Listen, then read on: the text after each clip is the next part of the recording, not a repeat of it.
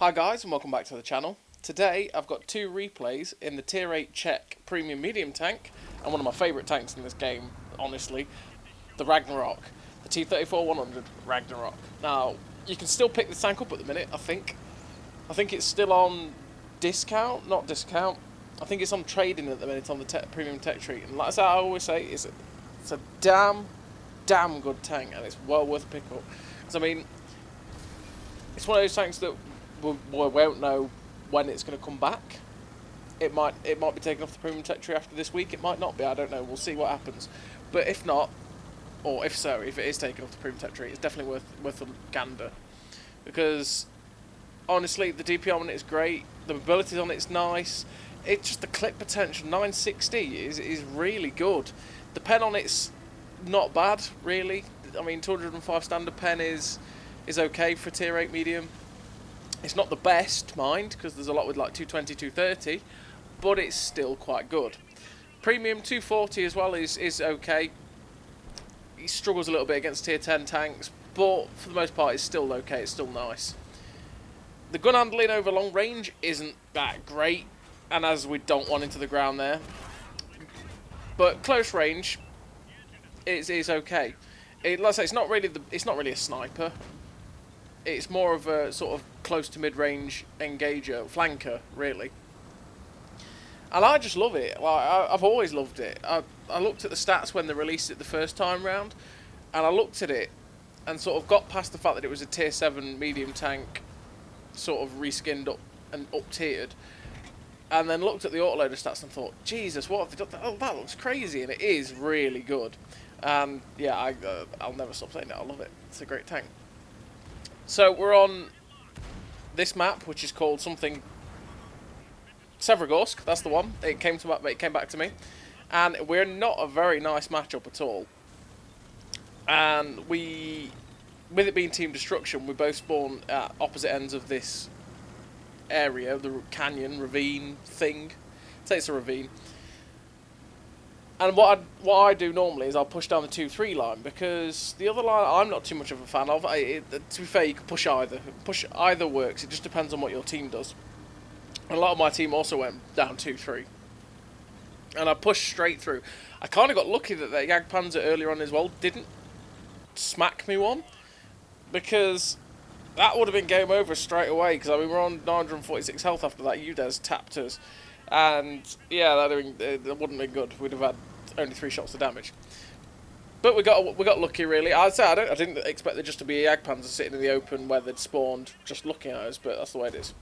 So we're trying to get shots at these guys in the middle now. I'm risking it for a biscuit, and we only get 1 of 3 in, unfortunately. But you know, the Conqueror missed us, so that's all right. I spot the arty, so I'm going to duck down, get below, and make it more awkward for his shot. But I'm also wanting to get into a position to get shots in, right? There's that diamond back there. Unfortunately, it tracks me, and I'm thinking, crap. This is not good. But thankfully, he doesn't retrack me. That could have been game over very easily. That Diamondback has incredible DPM, absolutely amazing reload, and would have quite easily just perma-tracked me then. So what we're doing now, and unfortunately we get caught out anyway, is we were going to spin round, look. See the way the T-35-100 has gone? I was expecting the Diamondback to turn. There he is, look. He's turned around and he's there. I expected them to do that, so I didn't go that way. I didn't chase the artillery because they would have found me and hurt me. Unfortunately, this guy's swiveled back again. But, you know, we've tracked him around the corner, so I'm going to drop these premium rounds into his lower plate and then pull back. We've got him tracked as well, so we're getting assisted, which is nice. And then we're just sort of hoping to reload without taking any damage. See, the Diamondback will be awkward, like I say, because it has got incredible DPM, and like if it had tractors, perma tractors earlier on, that'd have been a crying shame. Luckily, he gets trailblazered, and now we're just going to run ahead and see who else we can clip out or get shots into. There's a Jagdpanther turn up there that we've got to worry about. There's these 2 heavies in the middle that we kind of want to get up behind, but then we find the Conqueror, and it's like, okay, I can clip this guy out, so we're going to drop the clip in. And unfortunately, he manages to snap his turret round and just clip us with his shot. and that puts us in a one-shot range for most other tanks, and that's really disappointing. Now I'm seeing the medium tank, and I think it's something like a standard B, and I don't want to stick around in this area because it feels like, looking at him on the map, it felt like he was going to YOLO me, and that would be game over. So I'm going to get away from him, and I'm actually going to YOLO this 705A to get down and out. If that standard B wants me, he's going to have to come into a glutton of punishment of tanks right in the middle area. So I wanted to get down, get out of his way, because I didn't want to get clipped out. Unfortunately, having a damaged engine is going to be a bit of a hindrance, because obviously we're not going to be able to use the good mobility this thing has, because we're just going to be really sluggish. But while we're in this dip and we're relatively safe, I'm going to reload my clip. Now, I'm wary of that Jagdpanther 2, and I'm kind of underestimating just how slow the broken engine has caused. And it's like, please don't kill me, Jagdpanther, please. And fortunately enough, he doesn't. And I'm hoping to get the gun elevation as well, but the gun elevation, yeah, we're not getting that as we're going up that cliff. No, we're fairly lucky that he didn't kill us, because that was just purely underestimating the engine power with the broken engine, which there's big problems. But luckily for us, he's now been pressured and he's gone, and we're now going to run this way to where that T-35-100 was. We get a lucky shot into that Trailblazer as he ran past. It's not a Trailblazer, it's a Tiger shot, but I mean, same difference really. And we shut him down. So there's only the T-95-E6 and something else left. And I'm reloading, so I don't really want to be the first one in, because no doubt I'll get there, they'll shut me down while I'm still reloading, and what was the point of rushing in? So I'm going to wait for my reload to get to a point where by the time I will be in sight of them, I will be reloaded. Because that's always the trick, is not going in while you're mid-reload, but, you know, waiting to move on until you're like 5-6 seconds on, and you know that you're going to get there before or well, after or just before you're reloaded, so that you can get shots in. Because what's the point of charging after them when you're in mid-reload? You're not going to get anything done. You're probably going to get killed before you even get the reload in. So you want to just hang back a little bit. But now we are just going to dance around with this T-95-86 a little bit. We've got to wait for him to fire, because obviously he's going to kill us. His C5 can take the hit, but he's not. And the T-95-86 was clearly tunnel vision, and then he fired, so I know I'm safe. So we shut him down, and there's one medium tank left, wherever he may be. And luckily for us, he pops up just over there. It's that standard B from earlier on that we got lucky. No, I wouldn't say lucky. That we evaded, I should say. I mean, this has been a good game as well, especially for the matchmaking, which was poor. Tier 10. We've got 4.5k damage, 4 kills. I kind of want the 5th, but I'm never going to get there, am I? Because my team is now swarming in on that standard B. I've got a broken engine. I was going as fast as a 705A next to me, which is sad. But like I say, yeah, nice game for a bottom tier match in this tank. I mean, this is like a tier 8.5 tank. It's nearly a tier 9 with the way it handles.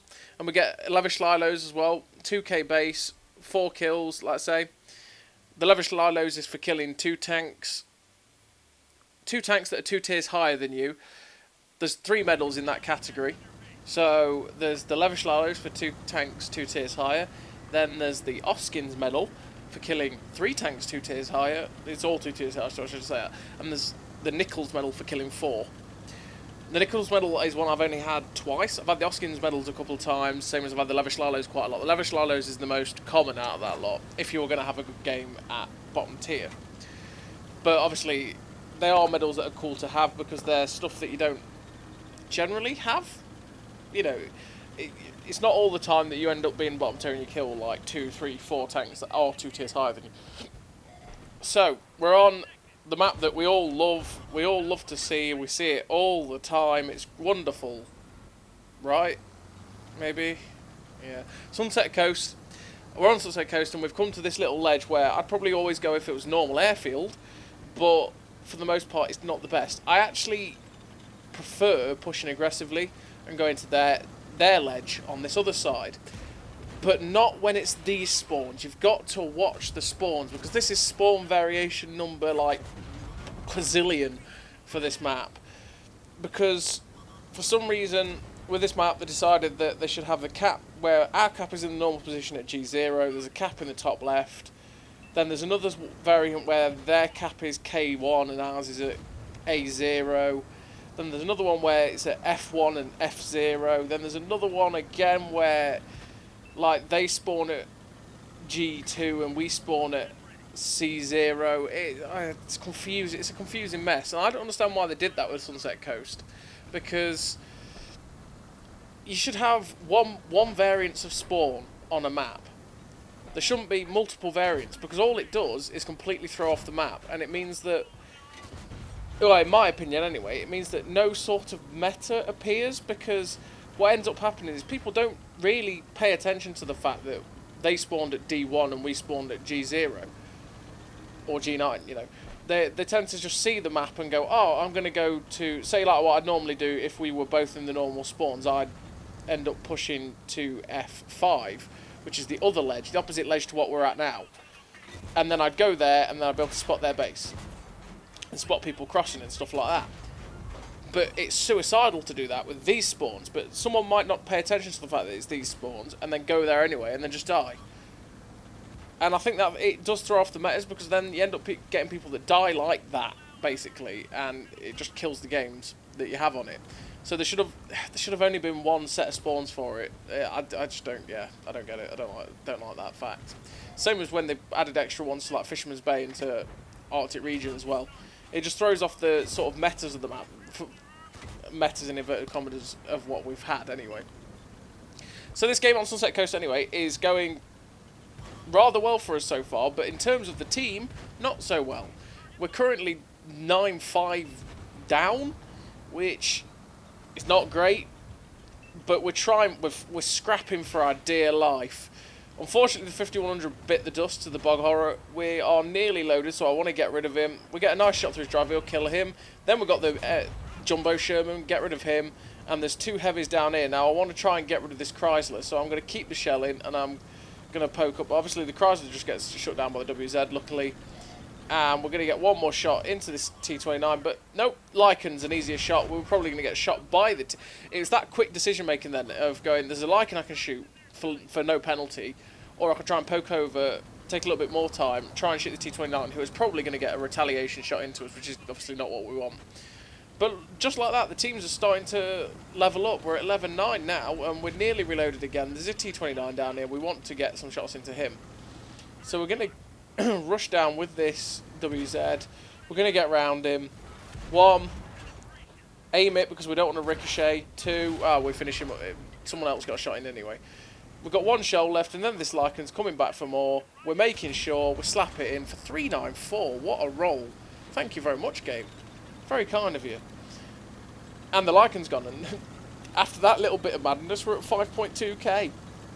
And that's the potential of this tank, because of just how quick it reloads. You can just spit out rounds, and before you know it, Bob's your uncle. You've got 5.2k damage. Yeah, I love this tank. It's honestly great. Like, the carry potential of it is fantastic. The ability to just change games with a clip or two is fantastic to me. It's kind of like the Sergeant Slaughter in that, with its clip, where the clip can change games. So we shut down that poor KV3. We drove around the corner. It was like, here KV3, you can have a free shot of damage. I'll give you the free shot. Just let me clip you out. Thank you very much. Take your 400 damage and get out of my game. And he did, unfortunately for his poor soul. And we end up with now 6k. That artillery fire there, the piggy, we know where the piggy is now. We've got to go after him. He's, from that shell trajectory, he's clearly at D1, C1. He's not left spawn, as per. And we're going to go hunt him down. And yeah, so in those quick brawls, this tank can be fantastic. Because you really, especially when you're top tier, right? Like that KV3, obviously, he had like 920 odd hit points, or maybe a bit less than that. He was, what, he was more than half health, and we got rid of him. And we've got round that Judo Panther, and he's gone. But yeah, so when you're top tier and you're facing tier 7s and tier 8s, you really can just hurt them so much, and you make them hesitate. It's honestly, it's amazing. So we get a high caliber ace tanker. Sniper and a Confederate medal.